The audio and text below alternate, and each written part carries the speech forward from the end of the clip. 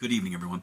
You know, it is possible to steal honor from Christ. And I say this, if we're still holding on to things that we want to do from the old covenant, that means that you are saying that Christ has not fulfilled them, and you're taking the honor of him fulfilling them and being the completion of them in your life.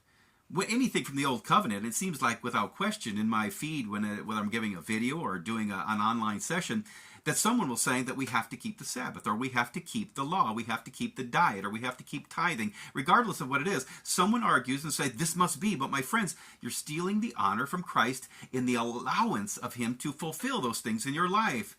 My friends, we should see the fulfillment. Let me show you what Christ said about this to the Pharisees. And he says in verse 39 of John chapter 5, search the scriptures, just search them through, the old covenant scriptures, and see what they say. They testify of me. You think you have eternal life in there, but these are the things that testify of me. Look what he goes on in verse 45. Do not think that I came to accuse you to the Father. I didn't come to accuse you, but there's one that does accuse you, and it's Moses. You say you trust him, but if you had truly believed Moses, you'd believe me because he wrote about me.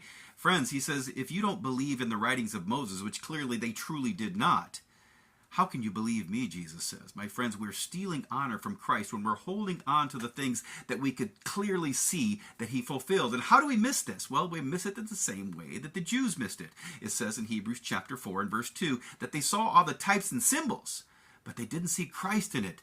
John chapter 5 is clear, friends. Jesus has fulfilled everything in the old covenant law.